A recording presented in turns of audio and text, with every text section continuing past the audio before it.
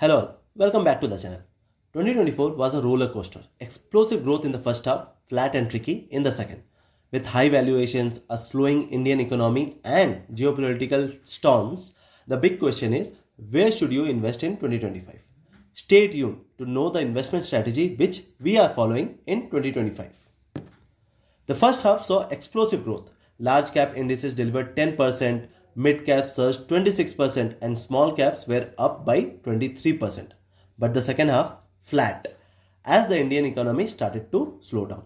And now, with high valuations and geopolitical uncertainty looming, you might be asking, where should we invest in 2025? Or how should we safeguard our returns while also planning for the growth? In this video, we will break down a strategic plan to optimize our portfolio for 2025. Before we dive in, let's look at three major factors that will impact 2025. The first is geopolitical volatility. The return of Mr. Trump's administration in the US brings the possibility of trade war. With tariffs on imports from Canada, Mexico, and China, this will be the geopolitical volatility which we have to watch out in 2025. Earnings growth slowdown. The corporate earnings in India have slowed significantly after COVID. Mid and small caps are highly valued, which could lead to corrections. Also, the third point is the India's GDP growth, which is expected to hit a 4-year low at 6.4% in 2024-2025, driven by weak industrial and investment activity. So the key for 2025 is to position our portfolio for these factors, while also have growth in our portfolio. Let's now break this down into actionable steps. First is reassess your financial health. Before making any moves in 2025, let's take a stock of our current financial situation. We have to list our assets, liabilities, and investment across mutual funds, stocks, FDs, everything. Evaluate our income, expenses, and saving potential for the whole year to ensure we are starting with a clear financial roadmap. The second is prioritizing the risk management. If you don't already have an emergency fund, this is the first step. Save at least 6 to 9 months of our expenses in safe instruments like FDs or debt mutual fund. Make sure we have adequate term insurance and health insurance to protect against unexpected financial shocks. Because if this 2025, if Indian market continues to go down, we don't want to get money out from the equity market. So having the debt fund as well as having term insurance and health insurance protect us from that unexpected expenses. The third is portfolio rebalancing. 2025 is not the year for chasing small cap hype. What we should do is that we should consider increasing our allocation to large caps.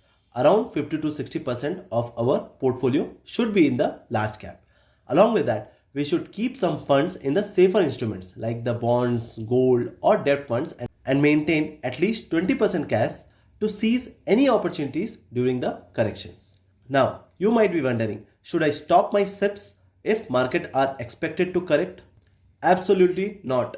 SIPs thrive on market volatility. In fact, any dips in 2025 could provide an excellent opportunity to accumulate units at lower cost. Is it risky to hold cash instead of being fully invested? Having 20% cash isn't about timing the market, but staying prepared. This way, you can capitalize on corrections without selling your core holdings. Why large caps over mid cap or small cap? While mid cap and small cap have seen strong growth post-COVID, their valuations are at a premium now. Large cap offer more stability, especially in uncertain times like this. Remember, investing is a marathon, not a sprint. Corrections are part of the journey and they often create the best buying opportunities for the long-term wealth creation. The Indian economy has a bright future and any short-term volatility should be seen as a chance to strengthen your portfolio. Now it's your turn. First, you will review your financial plan for 2025. Second, reassess your portfolio allocation. Number third, don't forget to secure your financial foundation with the right insurance as well as the emergency fund. The road ahead in 2025 for investors might be bumpy, but with the right strategy, you can stay ahead on the curve. So, in short, first you should reassess your financial health, then prioritize the risk management by having the health insurance as well as term insurance as well as having the emergency fund. And then you should do the portfolio rebalancing, where you should reduce your allocations in the mid and small cap as well as increase the allocation in the large cap. Along with that, you should not stop your SIPs, that is systematic investment plan, even if the market falls, because when the market falls, you will get more units for your investment. As well as you should hold at least 20% cash, so that if the market falls from here, you will have that cash to increase your allocations for your long-term investments. What I am doing is, if the market falls, that if it's falling 1%, 2%, I am increasing my Nifty 50 ETF allocations, so that if the market goes up tomorrow, I will have more units, so that I will have more long-term wealth in the future. Now, what's your investment strategy for 2025? Share your thoughts in the comments below. And if you found this video helpful, please like, share and subscribe for more insights. Let's make 2025 a year of smart investing. See you in the next video.